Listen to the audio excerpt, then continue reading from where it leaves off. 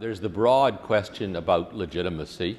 And in the end, I think the legitimacy question is unanswerable, or unanswerable in a way in which is necessarily convincing. I mean, the hard reality is that people never regard a group as entirely legitimate unless they're on it. And that is not too gross an oversimplification. There was discussion, again unsurprising, about the fact you want to keep the numbers down. But the fact is, we know that the Netherlands and Spain would like to be in the room. Then there is the perennial question of the number of Europeans that are around the table, and is it more than Europe should have?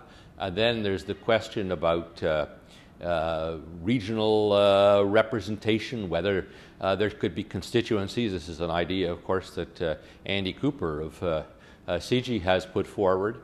I mean, there was a good discussion of those issues, but ultimately, I think people realize that there's no one answer. This is going to evolve. It's important to have discussions, but and I think the good news in this, quite frankly, is we didn't end up spending hours on this, because ultimately it's not a problem that is going to be resolved through rational analysis. It's going to be a political compromise.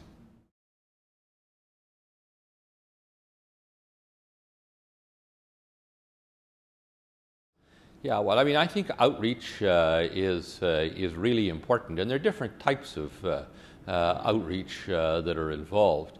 At this meeting, I mean, there was certainly outreach, and people with different perspectives being brought to bear on the subjects, but we were really focused on people that had government or international organization experience.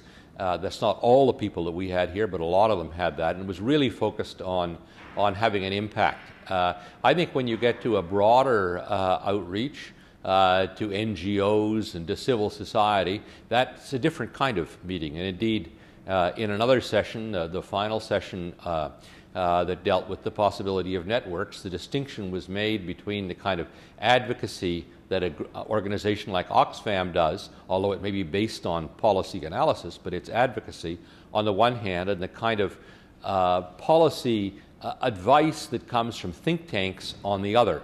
And I think that distinction is an important one. Then finally, I would just note that I was involved in a consultation which the Canadian Sherpa Len Edwards asked me to organize. It was more focused on the G8, but we brought together people from half a dozen different groups that are working on child and maternal health. That's important. It can produce ideas. One of the participants in the meeting here said he was here to see what ideas he could steal. He said that with a smile. But this is great news to people like me who are no longer in government or who never were in government, that there's an appetite out there. There's a market out there for the kind of ideas we can produce. So I think outreach is really important. It is, in fact, the answer, I think, to the legitimacy question. I mean, it doesn't directly meet it head on, but it's basically the way one deals with a greater acceptance of what in the end is a relatively small club of G20. And I think it's really important that we move it forward.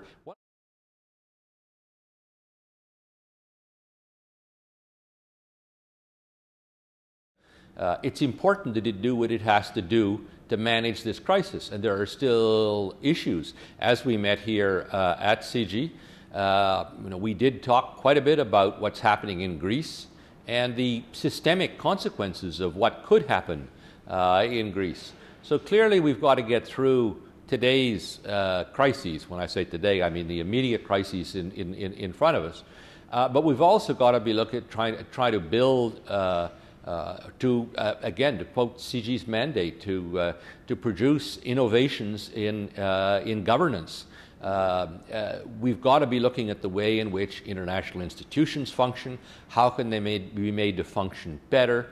The question was raised, coming back to Greece, very interestingly, in a discussion we had with former Prime Minister Paul Martin last night, that maybe there is need to have some sort of international or new international process to deal with problems of sovereign defaults, if there are defaults on sovereign debt.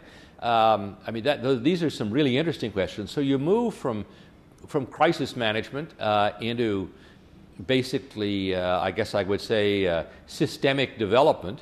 If you look back at the G7, and I was involved in the 90s with the G7 and G8, that's exactly what happened. It met, first of all, to deal with a crisis, and then it gradually evolved into looking at more systemic questions. I think the same thing will happen with the G20.